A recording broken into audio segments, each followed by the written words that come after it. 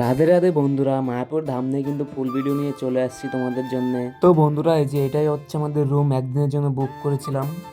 আমরা মন্দিরের উদ্দেশ্যে যাচ্ছি। চলো সবাই।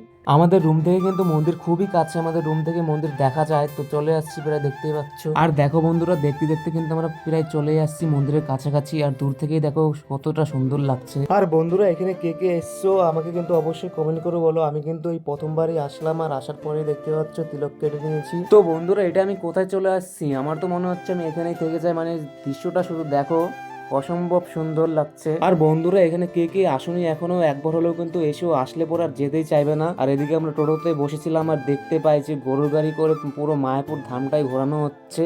দেখতে পাচ্ছ কতটা সুন্দর, 10 টাকা করে নেওয়া হচ্ছে, আর পুরো মায়াপুর ধামটাই কিন্তু ঘোরাচ্ছে, খুবই সুন্দর। আজকে কিন্তু প্রচন্ড গরম, আমরা 11টার দিকে আসছি, এখন বাজে 1টা, কিন্তু আমাদের গরম বলে কিছু মনেই হচ্ছে না, কারণ এত সুন্দর একটা জায়গায় এসেছি। আর এদিকে একটু পার্কের মতো করা আছে, আর এদিকে দেখতে পাচ্ছ মানুষজনের ভিড়, কারণ মন্দিরের গেট খোলা হয়েছে এখন। মেন মন্দির কিন্তু বন্ধুরা এই যে এইটা, আর ওটা হচ্ছে এখনো কাজ চলছে, এখনো পর্যন্ত হয়নি। আর এদিকে দেখতে পাচ্ছ সন্ধ্যা আরতি হচ্ছে। বন্ধুরা, এখানকার দৃশ্যটা এতটাই সুন্দর, আমরা কিন্তু সকালে এসে পুরো সারা দিনটাই ছিলাম, মানে যেতেই ইচ্ছে করছে না। অন্য কোথাও না গিয়ে বন্ধুরা একবার হলো কিন্তু মায়াপুর ধামে এসে। আর এইদিকে দেখতে পাচ্ছ রানাদার বিখ্যাত ভেজ বিরিয়ানি মায়াপুরের। তো আমরা খেয়ে দিয়ে চলে যাচ্ছি রুমে, নেক্সট ব্লগে দেখা হচ্ছে, টাটা।